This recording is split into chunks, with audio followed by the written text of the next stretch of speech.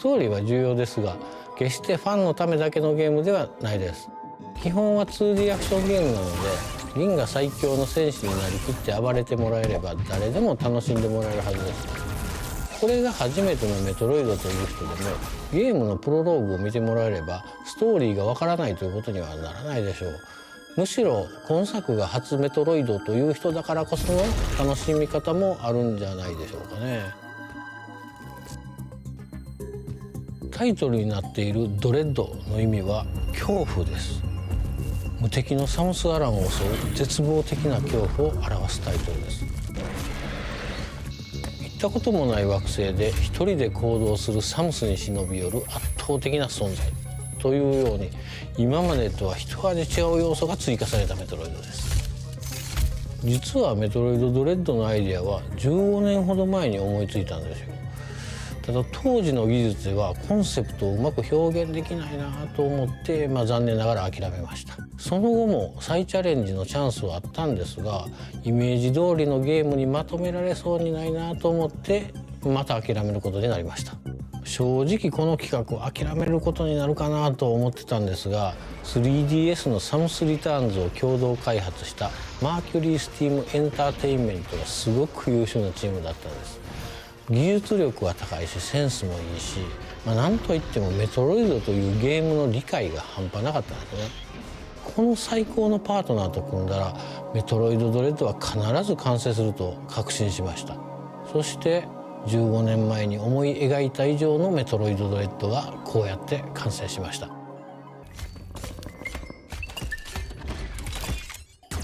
今回登場するエミーを一言で言うとめっちゃ恐ろしい敵ですね。実は銀河連邦所有の調査ロボットなんです。特定のゾーン内をうろついてサムスが立てる物音を感知して近づいてきます。視覚センサーで見られてしまうと捕まえるために高速で追いかけてきます。サムスの通常の武器は一切効きません。しかも捕まるとほぼ即死。これは厳しいですね。サムスはそんな恐怖と戦いながらミッションを遂行しなければならないんですね。今回のサムスは一段と大変ですね。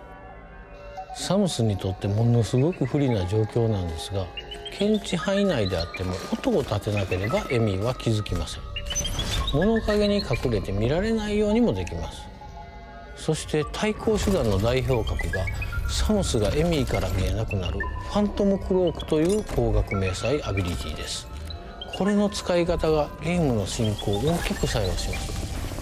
歯が立たない敵に見つからないように行動するエミーのゲームパートはメトロイド体系の強烈なスパイスになっていると思います。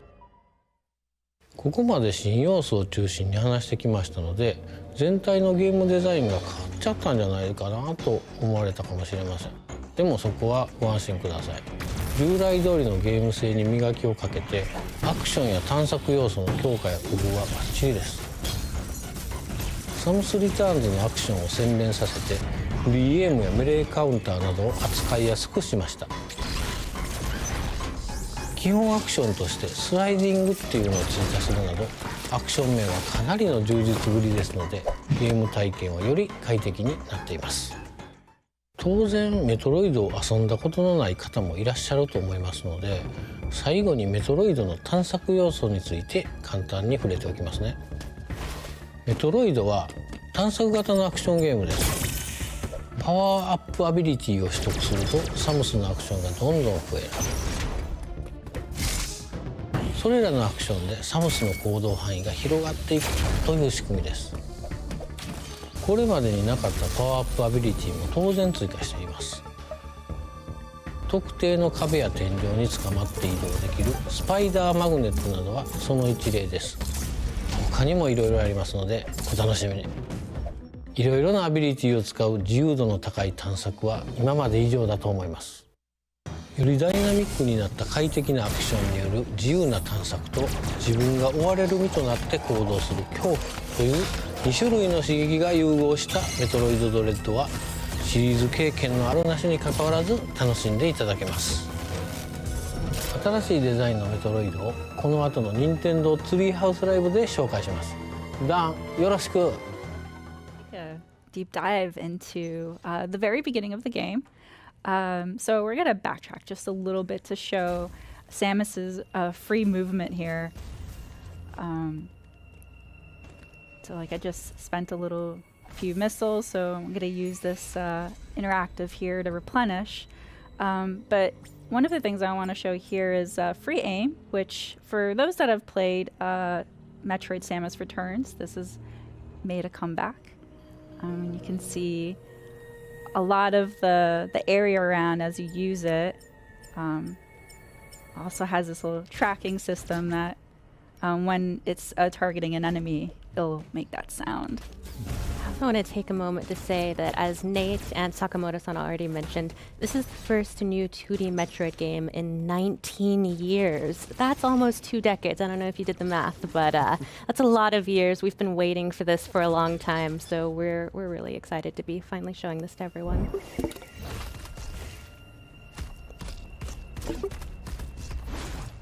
Here's another returning move from Metroid Samus Returns, which is the melee counter. One of my favorite features. And then a new one is, or the development of the melee counter. Whoop. Let that guy move a little bit back. Come back. The melee dash. I really love that because it doesn't break momentum. I can immediately do a counter and immediate damage to an enemy. Yeah, something this game does really well is improve upon the improvements from Metroid Samus Returns. So like you mentioned, we had free aim and the melee counter in that game. And here we have the running free aim, which gives you even more freedom, and the dash melee. So instead of having to stand still and wait for enemies to attack you, you can just go get them, which really has great movement to this game. Yeah, I love that. Like, Samus moves so well, and it's just all that freedom. It's just, this is probably the smoothest I've been able to control Samus in a really long time. Absolutely, and you've opened up the map screen here, something that Metroid fans know to love and adore. Yeah. The map system is just as important in this game as ever, and it really shows you the classic Metroid gameplay progression, which is back in full force in this game, where you look at your map, you identify areas that you haven't been to yet or aren't able to access yet. You try and find another way through, find a new ability, push your way forward, fill in the map, lather, rinse, repeat. So that's back and better than ever, in my opinion. Yeah, and this area here is blinking white because there's something here that I haven't discovered yet. So I could use markers to kind of pinpoint it just in case I don't have an ability. And I have to backtrack here once I'm able to explore it. Yeah, don't sleep on those markers. Those can be really important in this labyrinthine world. For sure. Right. But this looks curious. It is really a part of the charm of Metroid, though, having this renewed sense of purpose in your backtracking paired with pushing forward. Yeah, another thing I want to pinpoint is the amount of work the dev team put in Samus's animations. Like, just her animation of gripping the walls when she can't move, or like holding onto the ledge. It's just so looking smooth. around. Yeah, you'll notice little touches everywhere, so keep an eye out for them. Oh. And that seamless transition to these sort of story scenes is great. Little moments like this, when you're in helmet view for a moment, really add to the isolation and the tone of this game. Yeah, no, this game is a sequel to Metroid Fusion, but you can see that her suit looks a little bit different than that, so that'll be a story element that people will find out what happened when they play the game. We don't want to spoil too much. So these are the Emi that Sakamoto-san was talking about, and none of Samus's weapons seem to do anything against them. So Run! yep. Oh, that slide move is so cool. She looks so cool when she's Yeah. sliding. Yep, it is. Nope. Okay. Oh no, just no. Yeah. Oh gosh. Missiles don't work either. Oh my gosh. So scary. About this being called Dread, that would be why. They're very relentless. Oh my. Okay. Oh wow. Okay. did a little reach for me there. Yeah. That was new. Oh, Yeah. that one's clearly not well, but it's still quite frightening. Yeah. I'm glad that it's a bit damaged and can't completely reach to me, but we're going to have to find a different way to tackle that enemy. You know, this thing is a central unit which controls various areas of the planet. It's sort of a biomechanical computer, kind of a homage to maybe similar units in previous Metroid games. And from this unit, Samus can power up, get a temporary power up for her arm cannon and turn it into the Omega cannon. Yeah, so in typical 2D Metroid fashion, we've always seen the camera like panned around here, and now with the Omega cannon ability, there's this dynamic camera that you get to see over Samus's shoulder, which is so cool. Yeah, little additions like that really flesh out the classic 2D gameplay without it feeling like it strays too far from what we loved about it. Mm-hmm. Just makes it seem really powerful. Right. Let's see if Special. this works against our Emmy friend here. Takes a little while to charge up, so It does. don't wait too long. Okay. Okay. You did it. Oh, I wanted to make sure I had it line Yep. of sight. I hope you enjoyed that. That's your one shot at it. Yeah, so it's so powerful that in order to take that Emmy down, we lose the ability of the Omega cannon, and it goes back to a regular arm cannon. It was worth it, though. We can breathe easy now It was. for a moment.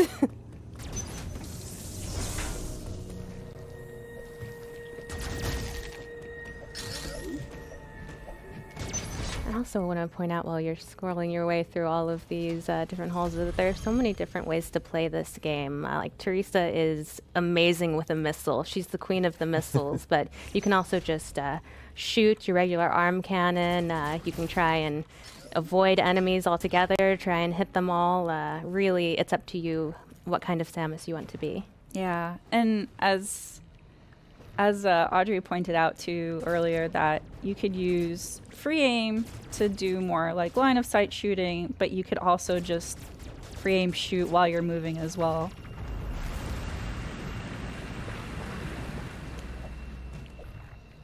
It's good because you need to shoot a lot of different things in this game. So many different Yeah. things. I want to see a pixelated door, and now I'm filled with dread. Yeah, this is a new entryway. Yep, these are the entries to the various zones that the Emmy are patrolling. And once you're in there, you need to be on the lookout for those. Yeah, you can hear in the background, the music is so atmospheric. It really puts you on pins and needles just It is. listening to it. Very, I am completely on edge because Yeah. it's like really eerie. Can't seem to climb these yet. Not yet. Yeah, just the detail in the backgrounds and things is great. Oh, and there he is. There it is. Oh, especially during moments like this, you can really appreciate how cool it is to have an HD 2D Metroid game. We tried that already, Sam. Oh. It's not gonna work. Hey, it was worth a shot. And Just try again. Maybe it'll work on this one. Now run. So luckily, this Emmy can't go through tight spaces. So I have an advantage here. Somehow Emmy doesn't seem Oh. worried. Oh, okay. Oh, it's fast. Oh, you're following me. Mhm. I see. Okay, you gotta get away from that. That's my recommendation. Yeah, when they go into this patrol mode and turn red, the door locks until they sort of lose track of you. It's still trying to get at her. Oh, yeah, it's still looking around, but Ooh, Find another way to get to me. yeah. Also, I don't know if it's my heart throbbing through my hands or if the controller, but it's pretty nerve-wracking when facing the Emmy. They're terrifying species. Yeah, T makes it seem like she's calm, cool, collected, and badass. I like to pretend that she's actually as nervous as I am when I play it, but I don't think it's true.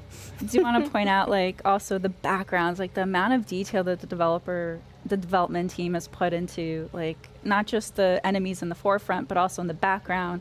I don't know if you guys can tell the shimmering thing in there. Oh, there it's moving. And Okay. splashing. That doesn't bode well. Yeah, well, probably note that for the future. Yeah, some of those details kind of tell the story as effectively as, a voiceover or anything. Yeah, if you want to be a bounty hunter, you have to pay attention to details. Mm-hmm. And watch out for gooey enemies. This is morbid. I love the detail of like the rib cage in the background. You just know something went down there. Mm-hmm. So the thing about Metroid enemies too is that some of them have patterns and you can counter them, and others don't, like this one. So I'm just gonna Just blast him. move him out of the way so I can use it. And this room is a communication room with Adam, who happens to be Samus's ship's PC or computer. Not necessarily telling you where to go or anything like that. It's still up to you to kind of explore. But there's some interesting lore in there, and some little hints that you can potentially use. And in that one, Adam was basically summarizing the Emmy and kind of the limits that they have of patrolling a zone, and also how dangerous they are, which we've kind of seen, but hopefully we won't see too much firsthand here. Also, you can see T doing a great job of just shooting at the environment, looking for secrets, looking for a way forward, because it's not always going to be obvious. You really have to. It's like a puzzle. It's not just action. It's not just exploration. There's also a lot of puzzle elements here, trying to find the way forward. Yeah, and it's really cool too how Metroid Dread does this really sweet balance of, the moments where you're allowed to have like some quiet to solve the puzzles, and then it's interspersed with this really heavy, intense action. Yeah. So here's the nope. That was the Emmy, as Dan had mentioned. They have kind of 3 modes. One is the surveillance. The other is which is marked with blue. They're just scanning the area. This red It's mode's so a bad intense. one. I'm like Yeah, this is playing a cheat mode. game of chase So fast. with it. Oh god. And then when it has Samus on eyesight, it turns red, which is the chase mode. Oh, her. Yeah. So yellow is it's heard a noise or sensed a vibration, and it's going to go investigate that. Oh. Oh, Oh gosh. No. and No. Oh. So the Emmy are pretty relentless and ruthless. It is sort of like a permadeath, which is very unusual for enemies with in the Metroid series. But luckily, it's not very. The game's pretty forgiving. It allows you to respawn at an area that you were in recently, so we're able to just go back and counter that again. Yeah, as T said, insta-kill is new to the series, but it's really great because it offers a chance for you to have that challenging difficulty that I think Metroid fans expect, but without being quite so punishing with the respawning that you just have to play the whole game to get back to where you are. So it's a really wonderful balance. Yeah, and when the Emmy are in patrol mode, which is that right now, it's in pursuit of me, they're scanning areas where they last sensed movement, and so they'll go and investigate it, and then if they see something in eyesight, then they'll go chase it. This is such a small but really neat touch, the way that Samus moves slower in the water. Yeah, and the audio change too. Yeah. I absolutely love that detail.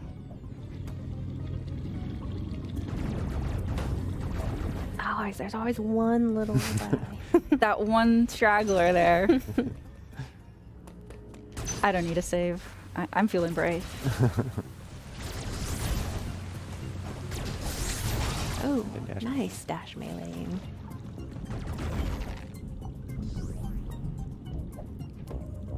See, that really shows how you don't have to stop to fight these enemies. If you really master that dash melee, you can just kind of run and gun.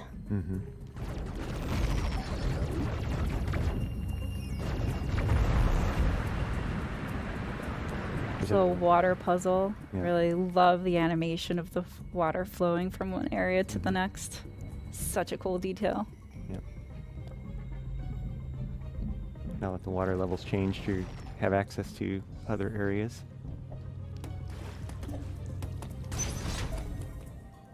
And here is a map room. So interacting with these room will grant me more visibility to the area that I'm currently in. So we sort of lightly touched on the narrative of this game, which occurs in the events post Metroid Fusion. And so that's why Samus's look looks different. But also to point out, back to Audrey's point about, the game is about exploration and action. And so this area map upgrade allowed me to see more about the map, but you can see that there's still a lot of obscurity here.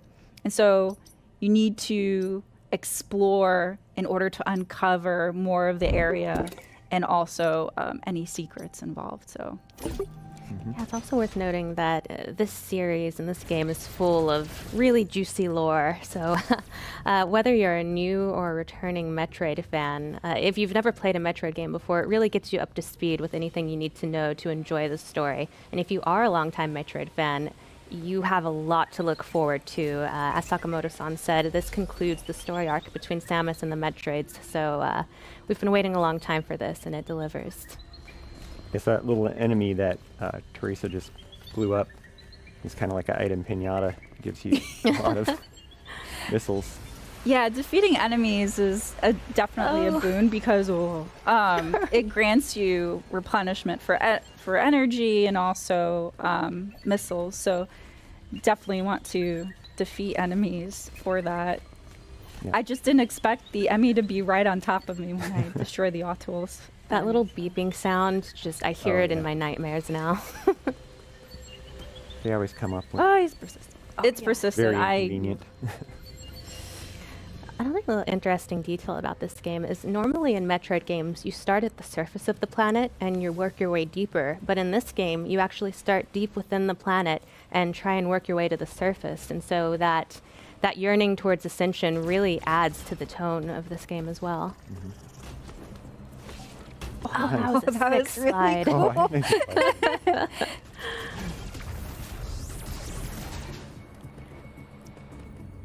I also love that you don't have to necessarily wait for an enemy to attack in order to counter in this game. If you keep an eye out, you can actually sometimes counter before they start their attack. Here's a throwback. So I have to use a missile in order to destroy that cover, and then I'm able to access that door.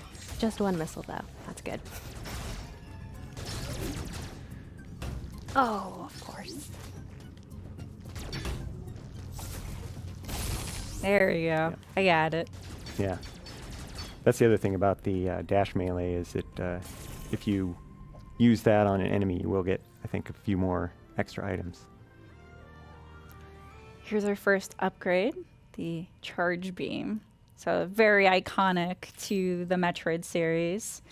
So Samus, starts off without any abilities and slowly becomes more powerful and able to tackle stronger foes, but also be able to uncover or explore new areas that you weren't able to before. Yeah, and suit upgrades are another classic part of Metroid gameplay that is alive and well in this game. I also love you can see, if you keep an eye on the background and stuff, there are all kind of cool statues and architecture that really piques your curiosity about the lore of this world. Nice.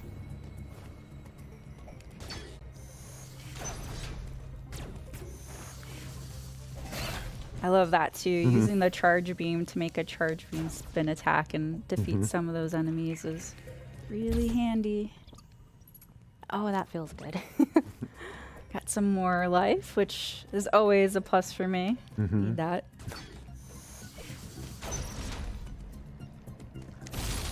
Yeah.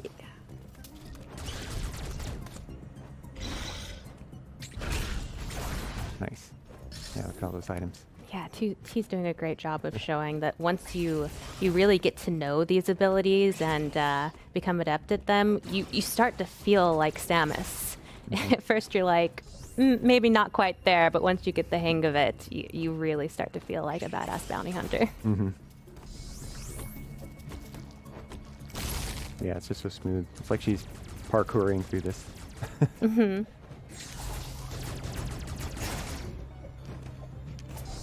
Woo.